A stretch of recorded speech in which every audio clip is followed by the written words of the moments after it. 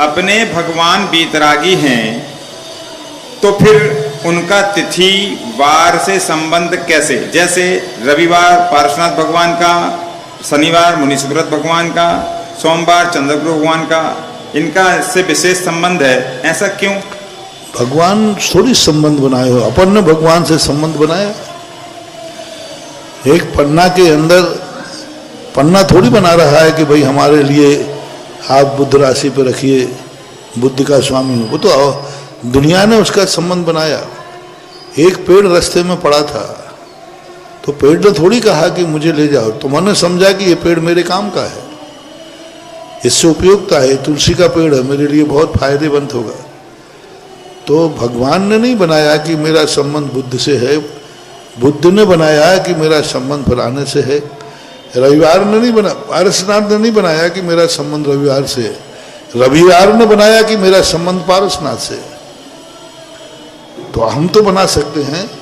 एक कोई गृहस्थ सब कुछ, साधु सबको छोड़ देता है, साधु परिवार को भी छोड़ देता है, लेकिन साधु ने परिवार छोड़ा है, परिवार ने तो साधु को नहीं छोड़ा, उसने तो त्याग नहीं किया। वो तो संबंध बनाएगा अपना, जो बनाएगा भक्त का संबंध बनाएगा। महाराज किसी की तरफ देखेगा ना देखें, लेकिन वो तो भगवान को देखेगा। भगवान जब वीतरागी हैं तो अपन क्यों भगवान के दर्शन करने जाते हैं? ये हमारी पड़ी हुई है, हमने बनाया है, क्योंकि हमारे लिए उस दिन का जो गुण है वो गुण भगवान की एनर्जी से मिलते हैं। भगवान तो फिर भी मानो वीतरागी है, लेकिन रत्न तो जड़ है ना, वो तो अचेतन है।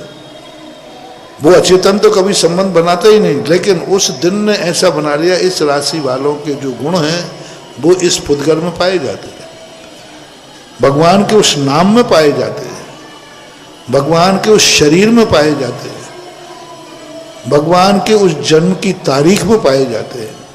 मैंने कहा था ना कि तारीख, हर तारीख की एनर्जी अलग अलग है, हर तिथि की एनर्जी अलग अलग है। तिथि, वार और नक्षत्र, ये तीनों की एनर्जी अलग अलग है। ये तीनों एक साथ मिल जाएं तो अमृत सिद्धि योग बनता है, और कहीं कहीं ये तीनों मिल जाएं तो मृत्यु योग बनता है। हम मृत्यु योग बना रहे हैं तीन, तिथि, नक्षत्र और वार मिलकर के। अभी तो कोई तिथि नक्षत्र तो क्या है, कोई चेतन थोड़ी है, लेकिन ये तीन मिल जाने पर इनकी जो एनर्जी डेवलप होती है वो एनर्जी नकारात्मक होती है। जैसे उसी दही के दूध के अंदर आप मीठा मिला देते हैं, दूध फटता है क्या? लेकिन नींबू डाल दें तो फट जाए, क्यों? दोनों अचेतन थे। तो अब जो नींबू का और दूध के जो खटाई के साथ बैर है, बैर यानी नकारात्मक ऊर्जा, अपनी भाषा में नकारात्मक ऊर्जा की खटाई मेरे में आएगी तो मैं फट जाऊंगा, शक्कर आएगी तो वो नहीं फटेगा। तो शक्कर की एनर्जी अलग है, वो दूध में मिल जाती है, और नींबू की अलग है जो दूध को फाड़ देती है। ये उनका एक स्वाभाविक गुण है।